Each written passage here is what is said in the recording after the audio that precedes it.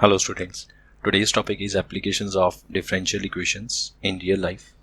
ठीक है, तो रियलिटी में डिफरेंशियल इक्वेशंस को यूज़ कैसे करेंगे। अभी तक तो हमने इतना डिफरेंशियल इक्वेशन पढ़ा, उसमें तो यही पढ़ा ना कि हमें इक्वेशन दी जाती है और उसको इंटीग्रेट करना है और सॉल्व कर लेना है।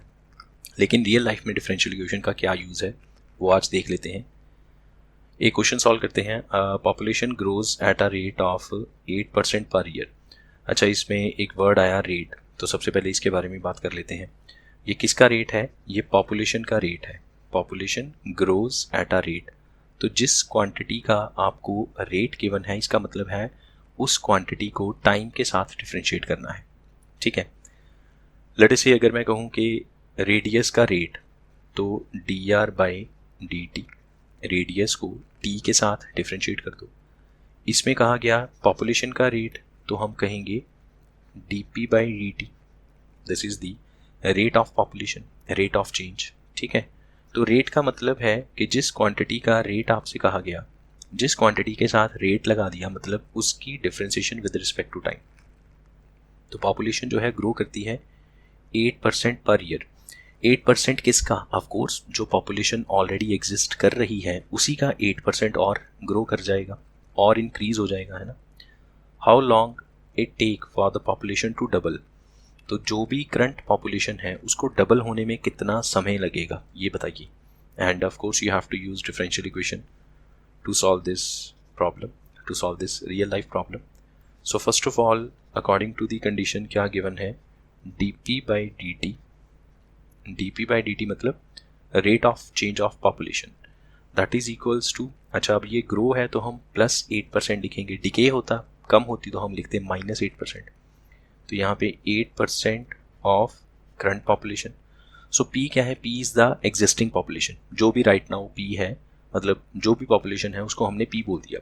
तो पी के चेंज होने का रेट मतलब पी की डिफरेंशिएशन विद टाइम, और you can say change in population with respect to change in time, that is called derivative of p with respect to t, and that is equal to 8% of the current population p. So this will be dp by dt is equals to 8/100 into p, or you can say 4 के table से cut करेंगे तो 2/25p. So this is called a dp by dt.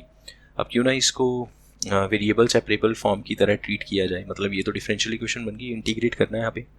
तो हम इसको ऐसे लिख लेते हैं, d P by p is equals to 2/25 और यहाँ पे साथ में d t. Now we can integrate both sides, so now you can integrate. तो मैं यहीं पे इंटेग्रल लगा देता हूँ, वैसे तो आपको नेक्स्ट लाइन में इंटेग्रल का साइन यूज़ करना है, तो मैंने यहीं पे यूज़ कर लिया। तो डी पी बाई पी की इंटीग्रेशन क्या आएगी? Log mod P. अब p तो पॉपुलेशन है, पॉपुलेशन तो हमेशा पॉजिटिव है, पॉपुलेशन थोड़ी ना नेगेटिव होगी, इसलिए मॉड लगाने की ज़रूरत नहीं है। मॉड तो इसलिए लगाया जाता है ना कि जो लॉग है वो नेगेटिव नंबर एक्सेप्ट नहीं करता, उसको हमेशा पॉजिटिव नंबर चाहिए। जनरली हम लिखते हैं dx/x की इंटीग्रेशन लॉग मॉड x, उसमें x जो है वो पॉजिटिव नेगेटिव कुछ भी हो सकता है, इसलिए मॉड लगाना पड़ता है। पॉपुलेशन के बारे में तो कन्फर्म है, पॉपुलेशन थोड़ी ना नेगेटिव होती है।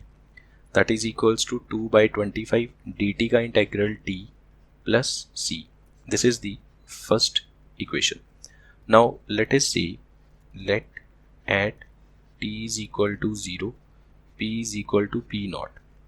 कहने का मतलब क्या है कि कोई भी काम करने से पहले, लेट अस से आपने कोई भी अपना टास्क पूरा करना है एक पर्टिकुलर टाइम के अंदर, तो आप टाइमर लगाते हो। अभी जस्ट टाइमर स्टार्ट किया हमने, तो उस वक्त t हो गया 0, जस्ट स्टार्टिंग, मतलब अभी स्टार्ट करने ही वाले हैं टाइमर, तो t 0। उस टाइम पे जो पॉपुलेशन है उसको हमने पी नॉट बोल दिया। ठीक है, टी ज़ीरो का मतलब ये नहीं है कि जब दुनिया बनी थी तब क्या पॉपुलेशन थी। टी नॉट का मतलब है कि हमने पॉपुलेशन को काउंट करना है। ठीक है, लेट अस से हमें किसी एरिया में कितने घर हैं, एक घर में कितने बंदे रहते हैं, हमें उनको काउंट करना है। तो अभी हम जस्ट जाने वाले हैं, घर से निकलने वाले हैं अपने कॉपी पेन लेके काउंट करने के लिए, तो उस वक्त टी क्या है? 0, और करंट जो पॉपुलेशन है वो है पी नॉट। अब हो सकता है एरिया बहुत बड़ा है, हमें सारे एरिया में काउंट करने वक्त 1 साल लग गया पूरा, तो 1 साल में तो पॉपुलेशन और बढ़ जाएगी। ठीक है, अब देखो जब आपने शुरू किया था, लेट अस से पॉपुलेशन थी 2 करोड़, 1 साल लग गया आपको पूरा एरिया, मतलब मान लो पूरी एक स्टेट है, एक स्टेट को एक स्टेट की पॉपुलेशन को काउंट करने में 1 साल पूरा लगा दिया आपने, तो 1 साल में ये थोड़ी कि पॉपुलेशन नहीं बढ़ी, पॉपुलेशन तो बढ़ रही है। डेली तो इतने हॉस्पिटल्स में न्यू बेबी बॉर्न होते हैं, है ना। तो 1 साल के बाद जो पॉपुलेशन है वो वाली थोड़ी रहेगी जो आपने 1 साल पहले मतलब मन में सोचा था 2 करोड़ थी, लेट से आपको पता था, है ना। आपने देखा कि चलो काउंट करके देखते हैं, बाकी 2 करोड़ है, तो 1 साल के बाद तो लेट से उसमें 5 लाख बेबीज़ और आ चुके हैं, तो वो तो 2 करोड़ 5 लाख होगी। तो पी नॉट क्या है, पी नॉट वो वाली पॉपुलेशन है जब जस्ट टाइमर स्टार्ट हुआ है, ठीक है, ना कि वो वाली कि जब दुनिया स्टार्ट हुई है। इस बात पे ज़रा ध्यान देना। तो at time t is equal to 0, population के केस में हमेशा यही करेंगे कि जब टी 0 है, लेट से उस टाइम पे जो पॉपुलेशन है वो पी नॉट है। अब अगर ये वाली वैल्यू मैं अपने फर्स्ट इक्वेशन में पुट करूँ तो आपके पास आएगा log P naught is equal to C, ठीक है। 2/25 को 0 से किया, वो तो 0 हो गया, तो आपको c की वैल्यू मिल गई log p नॉट। ये वाली वैल्यू फर्स्ट इक्वेशन में पुट कर दो। So log p is equals to 2/25 t plus log p naught. अब इसमें ये जो अब आपके पास सेकेंड इक्वेशन बनी, इसमें p क्या है, p is the population at time t, p is the population, ये जो p है p is the population at time t, और p नॉट क्या है, p naught is the population at time t is equal to 0, जब time just start हुआ था, timer just start हुआ था, ठीक है। तो अब ज़रा हम देखते हैं इसमें हमें क्या फाइंड आउट करना है। हमें ये फाइंड आउट करना है कि कितना टाइम लगेगा पॉपुलेशन को डबल होने में, ठीक है। तो जब आपने टाइमर स्टार्ट किया था उस वक्त पॉपुलेशन थी p नॉट, राइट, और अब पॉपुलेशन है p। अब हमें ये बताना है कि p जो है, जो अब वाली पॉपुलेशन है वो p नॉट से डबल हो गई, तो बताओ टाइम क्या होगा। सो अकॉर्डिंग टू कंडीशन, जो करंट पॉपुलेशन है with time that is p, that will become twice of p not. जब स्टार्ट किया था, जब काउंटिंग स्टार्ट करी थी तब थी p नॉट, t टाइम के बाद हो गई p। अब हमें ये गिवन है कि जो पॉपुलेशन अब हमारे पास है, जो डेटा हमारे पास है, वो पुरानी वाली पॉपुलेशन से डबल है, बताओ टाइम क्या होगा। You have to find the time. तो ये वैल्यू पुट कर देते हैं इसमें, log 2p naught is equals to 2/25t plus log p naught, log वाली टर्म्स एक तरफ करेंगे, so you will get log 2p naught minus log p naught is equals to 2/25t। तो दो log में नेगेटिव है तो log के अंदर वाली टर्म्स डिवाइड हो जाएंगी, तो log of 2p naught by p naught is equals to 2/25t। यहाँ से p नॉट कट गया, 2/25 इधर क्रॉस हो जाएगा, तो 25/2 log 2 is equals to t। तो ये हमारे पास आंसर आ गया। So therefore required time is equal to 25/2 log 2 years। Of course log 2 की वैल्यू है जो हमें log टेबल से मिल जाएगी, उसको 25/2 से मल्टीप्लाई करेंगे तो जो आंसर आएगा वो ईयर्स में आंसर आ जाएगा कि इतने साल के बाद। अगर 8% के हिसाब से, इस क्वेश्चन में रेट क्या गिवन था 8%, कि 8% से पॉपुलेशन जो है इंक्रीज़ हो रही है, कि अगर 8% के हिसाब से पॉपुलेशन इंक्रीज़ होती रही तो 25/2 इंटू log 2 की वैल्यू हमें log टेबल से मिल जाती है, मल्टीप्लाई करके कुछ आंसर आ जाएगा। तो इतने साल के बाद जो करंट पॉपुलेशन है मतलब उसका डबल हो जाएगा इतने साल के बाद। दैट इज करंटली अगर पॉपुलेशन 10 लाख है तो 25/2 log 2 ईयर्स के बाद वो 20 लाख हो जाएगी, अकॉर्डिंग टू द कंडीशन कि 8% के हिसाब से पॉपुलेशन जो है वो बढ़नी चाहिए। एक और क्वेश्चन देख लेते हैं, पॉपुलेशन वाला ही है ये भी। Growth of population is proportional to the number present, कि इस बार रेट क्या है कि पॉपुलेशन की जो ग्रोथ है, ग्रोथ का मतलब फिर वही rate of change of population, कि population with respect to time population में क्या चेंज आ रहा है, that is directly proportional to the current जो पॉपुलेशन है, ठीक है। सो अकॉर्डिंग टू कंडीशन पहले यही लिख लेते हैं, dp/dt this is called rate of change of population and this is directly proportional to the current population. Let us say currently जो पॉपुलेशन है p, लेट अस से जो पॉपुलेशन है वो p है, तो उसका रेट क्या हुआ dp/dt and that is directly proportional to the population, directly proportional to the number present, मतलब जो इस वक्त कितने नंबर ऑफ पर्सनस क्या हैं, that is called a population, उसी के साथ वो डायरेक्टली प्रोपोर्शनल है। और ये जो सिंबल है, ये वाला सिंबल, ये डायरेक्टली प्रोपोर्शनल का सिंबल है।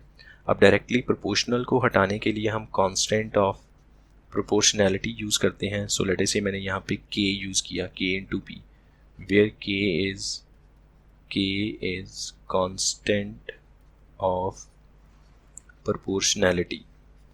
जब कभी भी प्रोपोर्शनैलिटी आती है या डायरेक्टली प्रोपोर्शनल या इन्वर्सली प्रोपोर्शनल ऐसे वर्ड्स लिखे आते हैं, तो उसमें प्रोपोर्शनैलिटी को हटा के इक्वालिटी लगाने के लिए कांस्टेंट यूज़ किया जाता है, और यहाँ पे मैंने वो कांस्टेंट यूज़ किया है k। ठीक है, तो ये बन गया हमारे पास डिफरेंशियल इक्वेशन बन गई। इसमें वेरिएबल्स को सेपरेट करेंगे और सॉल्व कर लेंगे। अच्छा, पूरी इक्वेशन पढ़ लें। अगर पॉपुलेशन 25 दिन में डबल हो जाती है तो बताओ वो ट्रिपल कितने दिनों में होगी, राइट। और रेट क्या है इसका, पॉपुलेशन का जो रेट है that is directly proportional to the number present. चलिए अब इसमें वेरिएबल सेपरेट करते हैं, तो हम इसको लिख सकते हैं dp by p is equals to k into t. यहाँ पे इंटीग्रेट करेंगे, integrate both sides, so you will get dp by p is equal to k, तो कांस्टेंट है, इंटेग्रल से बाहर आ जाएगा। यहाँ पे मैंने t लिख दिया है बाय मिस्टेक, यहाँ पे dt आएगा, इंटेग्रल ऑफ dt। यहाँ पे इंटीग्रेट करेंगे तो हमें log मिलेगा, log p is equal to k into t plus c. Now again let, फिर वही काम, let at t is equal to 0, यहाँ पे एट लिखना भूल गए, let at t is equal to 0। जब टाइमर जस्ट स्टार्ट हुआ था उस वक्त जो पॉपुलेशन थी वो थी p0, तो जो हमें नहीं पता क्या थी। हमें तो ये पता है कि 25 दिन के बाद p0 का डबल होके 2p0 आ जाएगा, ठीक है, हमें ये पता है। लेकिन जब टाइमर स्टार्ट हुआ था उस वक्त तो पॉपुलेशन p0 थी, ये हमें पता है, मतलब ये हमने लेट किया है। तो ये वाली वैल्यू अगर हम फर्स्ट इक्वेशन में पुट करें तो हमारे पास आएगा log p0 is equal to 0 into k 0 और साथ में c। ये वाली वैल्यू फर्स्ट इक्वेशन में पुट कर दो, सो आपकी इक्वेशन क्या बनी, log p is equal to k into t plus log p0। अब इस इक्वेशन में फिर आपको जो समझने वाली बात है, आपको जिस बात पे ध्यान देना है वो फिर से वही है कि p0 क्या है, p0 is the population when time is 0, मतलब जस्ट टाइमर स्टार्ट हुआ। और p क्या है, p is the population after time t, के टाइमर स्टार्ट करके लेट से t दिन निकल गए, तो t दिनों के बाद जो पॉपुलेशन है दैट इज़ p। अब क्या कंडीशन है यहाँ पे कि t अगर 25 है, कि मान लो 25 दिन निकल गए, ठीक है, जब आपने टाइमर स्टार्ट किया, तो यही देखिए यहाँ पे लिखा हुआ है ना, पॉपुलेशन डबल्स इन 25 डेज। तो लेट से जब आपने टाइमर स्टार्ट किया 0 से और 25 दिन के बाद जब टाइमर को स्टॉप किया, उस वक्त जो पॉपुलेशन आई वो इनिशियल पॉपुलेशन से डबल हो गई, वो p0 से डबल हो गई, 2p0 हो गई। ये वाली वैल्यूज पुट करो यहाँ पे, log 2p0 is equals to 25 into k plus log p0। ये log p0 इधर आके माइनस होगा लाइक दिस, फिर दोबारा वही काम, दो log के बीच में माइनस आ जाएगा, इसके अंदर वाले नंबर्स डिवाइड हो जाएंगे, तो log 2 रह जाएगा सिर्फ, 2p0 बाई p0 में कट करने के बाद log 2 which is equals to 25 into k। So k की वैल्यू 1/25 log 2। ये वाली वैल्यू आप सेकेंड इक्वेशन में पुट करो, so therefore equation 2 becomes log p is equals to 1/25 log 2 into t plus log p0। तो बेसिकली आपका ये relation बन गया एक तरह से, relation in population and time. इसमें ये जो p है this will represent the population after time t, ठीक है। और p0 क्या है, p0 फिर से वही बात कि जब टाइमर स्टार्ट हुआ था, जब टाइम 0 था उस वक्त जो पॉपुलेशन थी दैट इज़ p0। क्लियर है ये वाली बात। अब देखें हमें फाइंड आउट क्या करना है, हमें ये बताना है कि पॉपुलेशन कितने दिनों में ट्रिपल हो जाएगी, ठीक है। मतलब कि ये जो अब आपके सामने इक्वेशन आई है, ये वाली जो इक्वेशन, इस इक्वेशन में जो p है, p वो करंट पॉपुलेशन से 3 गुना हो गया। तो करंट पॉपुलेशन मतलब इनिशियल पॉपुलेशन क्या थी, इनिशियल पॉपुलेशन से ऑफ कोर्स, करंट नहीं, इनिशियल पॉपुलेशन से, इनिशियल क्या थी p0, तो अब हमारा ये जो P है, ये वाला P अकॉर्डिंग टू कंडीशन, ये P जो है P0 से 3 गुना हो गया, बताओ कितने दिनों में हुआ। तो हमें टाइम फाइंड आउट करना है। अब ये वाली वैल्यू यहाँ पे पुट करके देखें क्या बनता है। log 3P0 is equals to 1/25 log 2 into t plus log P0। अच्छा, ये जो log P0 है इसको हम इधर करेंगे तो 2 log के बीच में माइनस आ जाएगा, फिर वही काम के log के अंदर वाले नंबर्स डिवाइड हो जाएंगे। तो 3P0 में P0 डिवाइड करेंगे तो log 3 रह गया। log 3 is equals to 1/25 log 2 with time into time t, जो हमें फाइंड आउट करना है। 25 ऊपर आ जाएगा log 3 और यहाँ पे 25 ओवर में log 2 is equals to t। और log 3 और log 2 की वैल्यू तो हमें log टेबल से मिल जाती है। वैसे डिफरेंशियल इक्वेशन के जो क्वेश्चन हैं उसमें आंसर अगर हम log में भी छोड़ देंगे तो भी चलेगा। अगर हमें log टेबल नहीं प्रोवाइड किया गया पेपर में तो हम कहाँ से वैल्यू फाइंड आउट करेंगे, इतनी वैल्यूज़ याद थोड़ी ना करेंगे। यहाँ तो पेपर में दी जाएगी, स्टेटमेंट में साथ में ब्रैकेट में वैल्यू दी जाएगी, नहीं दी गई log टेबल दिया जाएगा, वो भी नहीं दिया गया तो फिर ऑफ कोर्स इसका मतलब है कि एग्जामिनर चाहता है आपका जो आंसर है वो आप log में ही छोड़ दीजिए। So required time t is equals to 25 into log 3 divide by log 2 और साथ में यूनिट्स क्या लिखेंगे, डेज, क्योंकि इसमें जो बात हो रही है वो दिनों में हो रही है, राइट। तो ये इसका आंसर है कि इतने दिनों के बाद जो पॉपुलेशन है वो ट्रिपल हो जाएगी। चलिए अब एक कंपाउंड इंटरेस्ट का क्वेश्चन कर लेते हैं। It is known that if interest is compounded continuously. छोटी क्लासेस में आपने कंपाउंड इंटरेस्ट, सिंपल इंटरेस्ट वाले टॉपिक्स के बारे में पढ़ा होगा, जिसमें आपने ये पढ़ा था कि interest is compounded quarterly, half yearly या आफ्टर 3 मंथ्स या सेमी एनुअली या एनुअली। तो एक होता है इंटरेस्ट इज़ कंपाउंडेड कॉन्टीन्यूसली। ये कॉन्टीन्यूस कंपाउंड कैसे, जो इंटरेस्ट है उसको कॉन्टीन्यूसली कैसे कंपाउंड करते हैं उसके बारे में हमें नहीं पढ़ना। हमें तो बस ये पता होना चाहिए कि जो इंटरेस्ट है वो compound quarterly, semi annually, annually, monthly या आफ्टर एवरी 4 मंथ या कॉन्टीन्यूसली, ऐसे कभी भी हो सकता है। तो इसमें कॉन्टीन्यूसली गिवन है, हमें इस पर ज़्यादा ध्यान देने की ज़रूरत नहीं है, हमें तो डिफरेंशियल इक्वेशन का कॉन्सेप्ट समझना है।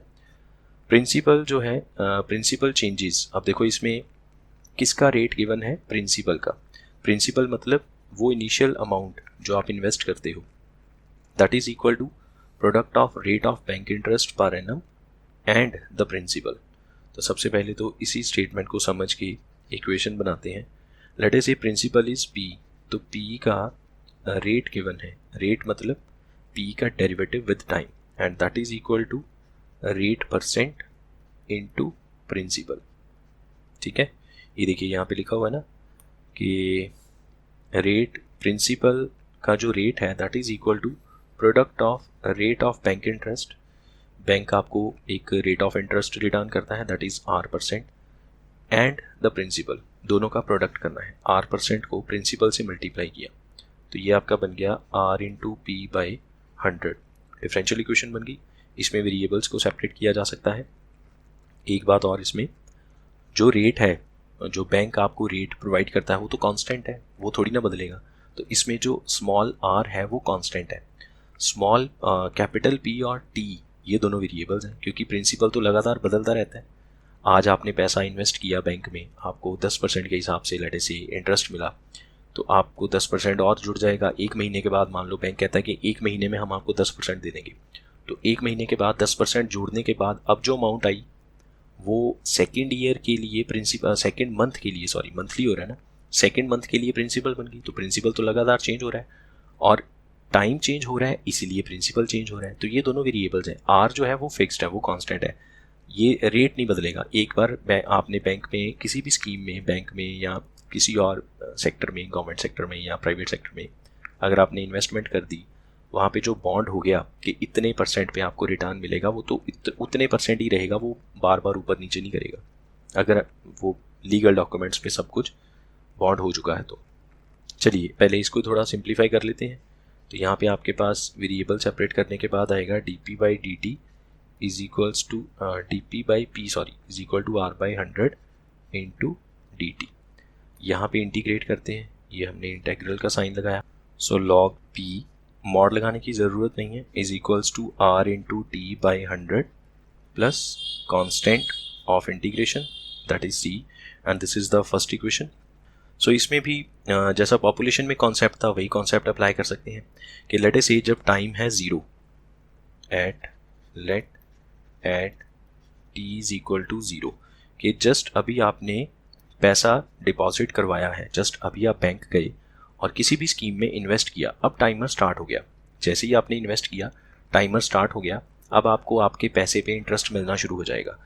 लेकिन जब आपने पैसा जमा कराया उस वक्त जो प्रिंसिपल था, late us say that is a P naught, ठीक है। टाइम 0 मतलब अभी जस्ट पैसा डिपॉजिट करवाया, उस टाइम पे आपका जो पैसा था दैट इज़ पी नॉट।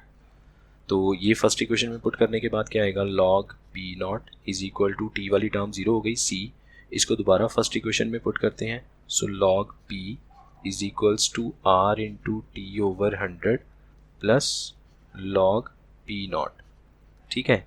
ये जो इक्वेशन बनी, this is the relation between principal, rate and time.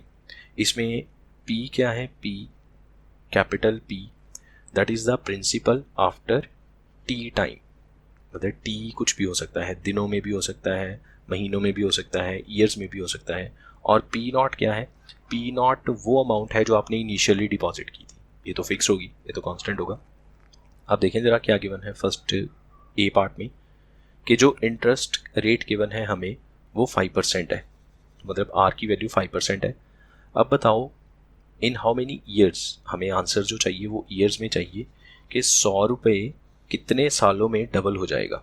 तो कहने का मतलब क्या है, according to condition first part के लिए जो रेट है दैट इज़ 5%, तो यहाँ पे परसेंटेज का ओवर 100 तो हमने ऑलरेडी लगा ही रखा है, तो इसलिए हम आर को सिर्फ 5 पुट करेंगे, परसेंट नहीं करेंगे, ओवर 100 ऑलरेडी लगा तो दिया है पहले ही। और इनिशियल अमाउंट आपने क्या की, 100 रुपये, आप चाहते क्या हो 200 हो जाए, और टाइम चाहिए हमें, ठीक है। ये कंडीशन समझ में आई ना, क्या लिखा है, आर इज इक्वल टू 5%, ये हमें गिवन है।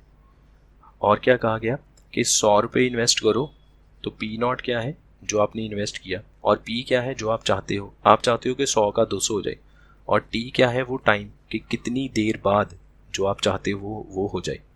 बस ये वैल्यूज पुट करते हैं सेकेंड इक्वेशन में, log 200 is equal to 5/100 into t plus log 100। फिर वही बात, लॉग वाली टर्म्स एक तरफ करेंगे, दोनों लॉग के बीच में माइनस आएगा, इनके आर्गूमेंट्स डिवाइड हो जाएंगे, 200/100 आ जाएगा लॉग 2 इज इक्वल टू, ये आया 1/20 into t, so t is equals to 20 into log 2, और साथ में यूनिट्स क्या आएंगे, ईयर्स। आई थिंक इस केस में log 2 की वैल्यू गिवन है, हाँ ये रही, ये देखिए यहाँ पे log 2 की वैल्यू दे रखी है, तो हम ये वैल्यू यूज़ करेंगे 0.6931, so this will be 20 into 0.6931। एक पॉइंट तो 0 के साथ एडजस्ट हो जाएगा, बाकी 6.931 को 2 से मल्टीप्लाई करेंगे तो 2, 6, 18 और 13, 3 के बाद पॉइंट आ जाएगा, और साथ में यूनिट्स ईयर्स, ठीक है। तो इतने सालों बाद 5% के हिसाब से 100 रुपया जो है वो 200 रुपये में कन्वर्ट हो जाएगा। ये हो गया ए पार्ट। बस आप ये सेकेंड इक्वेशन से सब कुछ फाइंड आउट कर सकते हैं। सेकेंड पार्ट देखते हैं, एट व्हाट रेट, अब हमें आर की वैल्यू चाहिए, ठीक है। 100 रुपया डबल होगा 10 सालों में, अब हमें 100 का 200 हो जाएगा, ये गिवन है, और कितनी देर में होगा, 10 साल में होगा, ये भी गिवन है। अब बताओ रेट क्या आएगा। चलिए बी पार्ट कर लेते हैं सॉल्व। यहाँ पे बी पार्ट के लिए हमें रेट की वैल्यू फाइंड आउट करनी है। टाइम गिवन है 10 ईयर्स, और इनिशियली जो आपने इन्वेस्ट किया पी नॉट दैट इज़ 100, और 10 साल के बाद क्या हो गया उसका 200 हो गया। सेकेंड इक्वेशन को ही यूज़ करना है अगेन आपने, log p is equal to RT/100, log p is equals to R into T/100 plus log p naught। Values plug in करते हैं इसमें, log 200 is equals to R into 10/100, एक 0 यहाँ से कट गई, प्लस log 100 अगेन log वाली terms एक तरफ करेंगे, log 200/100 में log 2 रह गया इज इक्वल्स टू r/10, और यहाँ से log 2 की वैल्यू हमें दे रखी है 6931 into 100 is equals to r, सो r की वैल्यू 6.931, और इसके साथ में क्या लगाएंगे, परसेंटेज, क्योंकि जो रेट है वो परसेंटेज में है, उस परसेंटेज के लिए हमने 100 ऑलरेडी नीचे लगा लिया हुआ था, तो जो रेट आएगा वो परसेंटेज में आएगा। ठीक है, एक और देख लेते हैं सी पार्ट देखते हैं। अब इस बार देखो सी पार्ट में हमें क्या फाइंड आउट करना है, हाउ मच विल ₹1000, कि 1000 रुपीज़ का कितना बनेगा। हमें इनिशियल अमाउंट गिवन है, लेकिन 10 साल के बाद क्या होगा हमें वो नहीं पता, और इंटरेस्ट क्या है 5% का। तो अगेन यहाँ पे वैल्यूज़ लिखते हैं ज़रा सी पार्ट के लिए। इनिशियल अमाउंट को हम लिखते हैं P0, that is ₹1000, rate of interest is 5%, और टाइम कितना है इसमें 10 ईयर्स। अब बताइए P क्या होगा। ठीक है, 10 साल के बाद आपको क्या अमाउंट मिलेगी, 1000 रुपया इन्वेस्ट करने पे 5% में इन्वेस्ट किया, 10 साल के बाद क्या मिलेगा। फॉर्मूला क्या था जो हमने, फॉर्मूला मतलब इक्वेशन जो हमने खुद ड्राइव करी थी इंटीग्रेट करके, सेकेंड नंबर वाली, log p is equal to, second number वाली इक्वेशन लिख रहा हूँ, log p is equals to RT/100 plus log P0।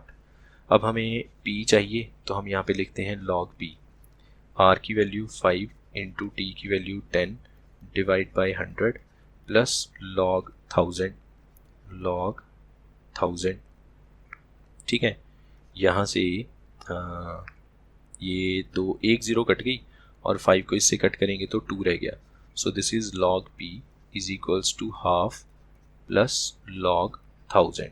तो अब फिर दोबारा log वाली टर्म्स एक तरफ कर लेते हैं, log p minus log 1000 is equal to half का मतलब है 0.5। दो log वाली टर्म्स के अंदर माइनस है तो इसका मतलब है आर्ग्यूमेंट्स डिवाइड हो जाएंगे, p/1000 is equal to 0.5। Now as you know log को ख़त्म करने के लिए हम एक्सपोनेंशियल फंक्शन की हेल्प लेते हैं।